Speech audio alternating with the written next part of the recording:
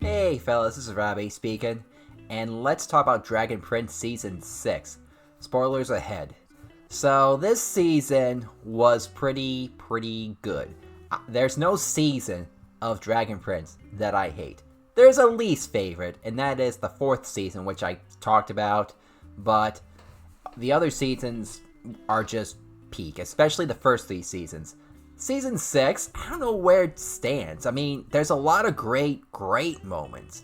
But the only 2 flaws that I have is that it gets really slow paced in the beginning, like the first 2 episodes. And then the other one is the whole sun, fire, elf subplot.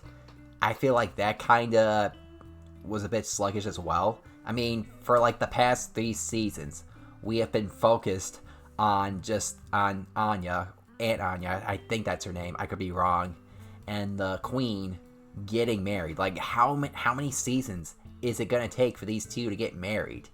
But finally, that is done. That's another one of my favorite moments, is when they finally wrapped up that subplot, and then the brother is brought to justice. I never liked him at all. I feel like he's just one of those antagonists that's just so irrelevant. It doesn't really add too much tension.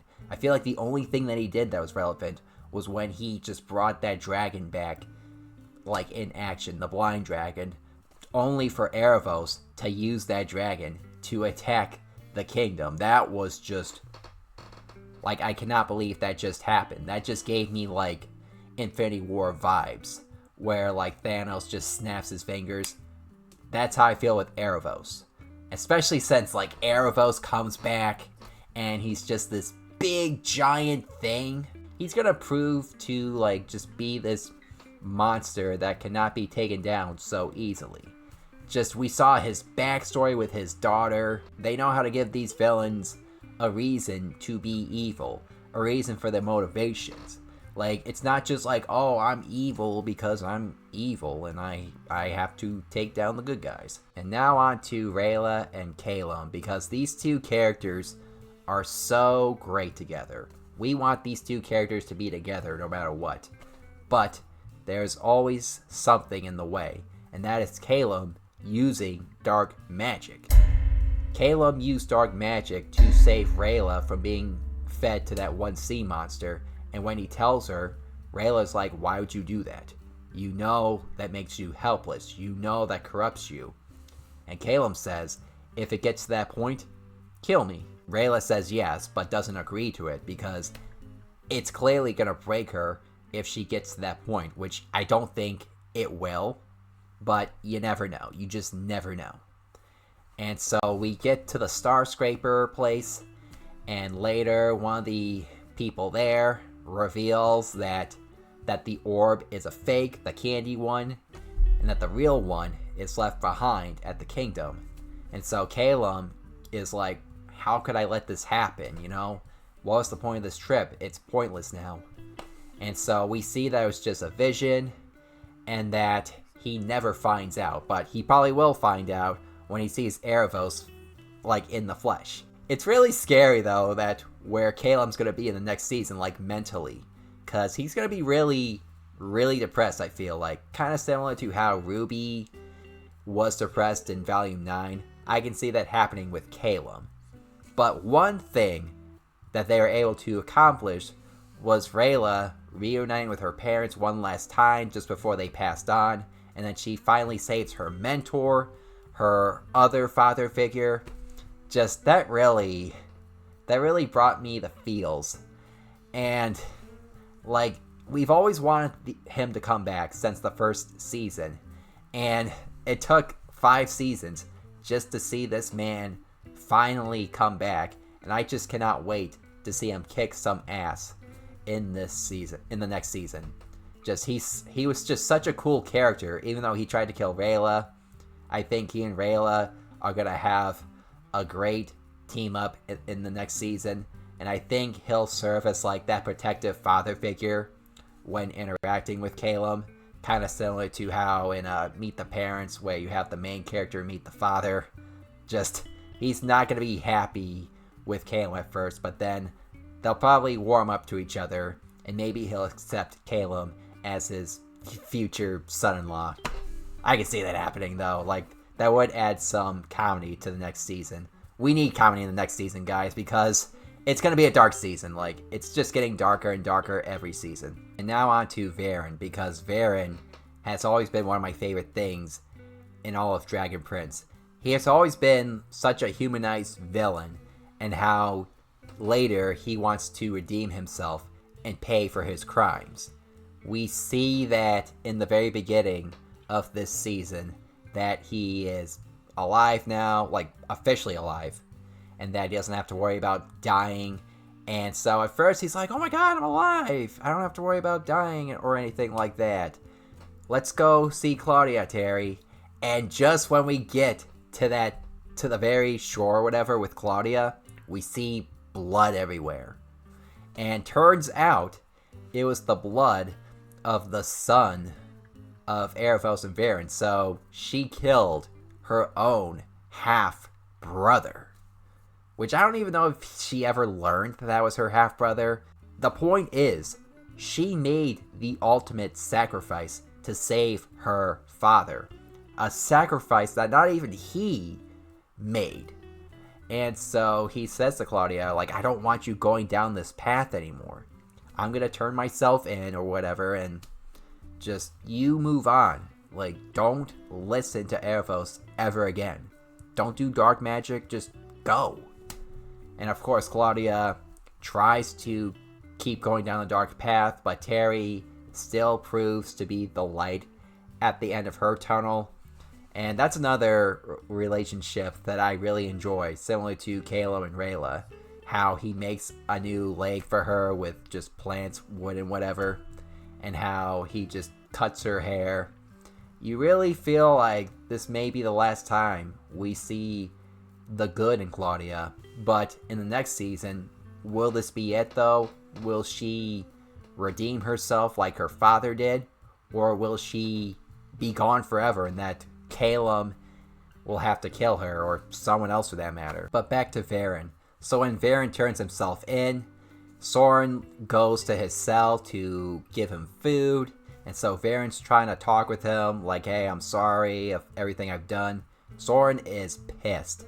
You know, we've seen in like the past few seasons that Soren is just being the funny guy. He's trying to be the comic relief, when deep down, he is one of the most tragic characters and the most hurt characters on the show.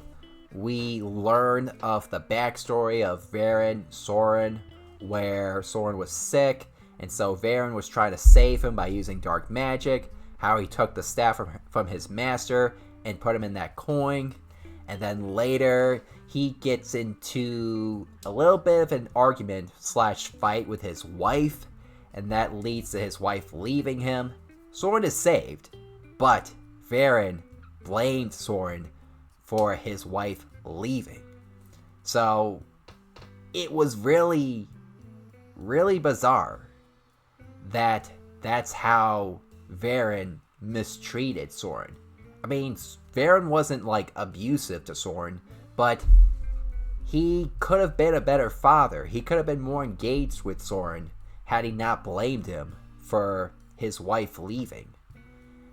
And we see that he was writing this stuff down just so Soren could know, but then he like burns the note, and so Soren will never learn the truth of why Varen did what he did. But it's interesting to see where Varen started off. Like, why did he go down this path of using dark magic over and over again? And it was just nice to see the friendship that he had with King Harros, how these two were best friends, and that we know how that friendship ended. When the dragon attacks, Varen makes a sacrifice that he would never make until that moment. He says that in order to take the dragon down, he would need to use a human heart. Soren's like, take my heart. But Varen uses his own heart. When his chest is bloodied, he uses the staff, and everybody is saved, and the dragon goes somewhere else just for Erebos to kill the dragon. And then Varen dies. He's gone. That's what makes Varan one of my favorite characters, is that he's like the Darth Vader of this series, where Darth Vader, like, we know how Darth Vader redeemed himself when he saved Luke, his son, and then killed the Emperor, well, sort of. But that's a different story, guys. Just, that's the vibe that I got, and Claudia never got to have one last moment with her father. Halem sees the smoke from his kingdom, Ezran gets a note on what happened, and both these characters, these brothers, are devastated. I don't think Halem will be the only one depressed on what happened, but also Ezran as well. I think Ezran will doubt himself as king, that he might be like, oh, I'm not fit to be king. But either way, guys, this season of Dragon Prince proves that Dragon Prince can still be good overall. Like, there are some shows that last this long that start to lose that magic, that start to lose what made that series so great. But Dragon Prince only had one season that wasn't very good. Season 4, which I said before, but I don't hate that season at all. It's just my least favorite, and just not much happened. Whereas the last 2 seasons, a lot has happened.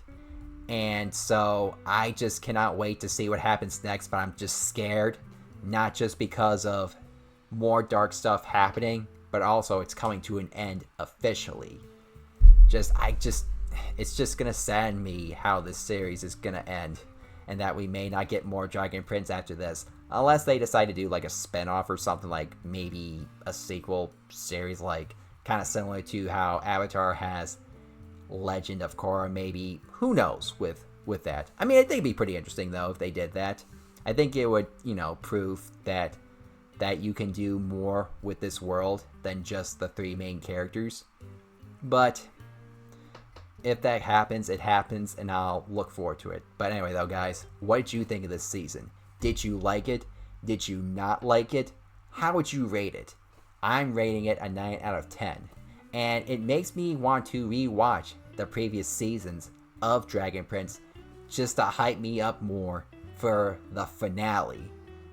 Like, what do you think will happen in the finale? I'm curious on your theories in the comments down below. Thanks for watching, guys. If you are new to this channel, please make sure to hit that subscribe button down below, hit the thumbs up button, and I think that's all I have to say for this video. I'm Rob A, and may the Anime Force be with you.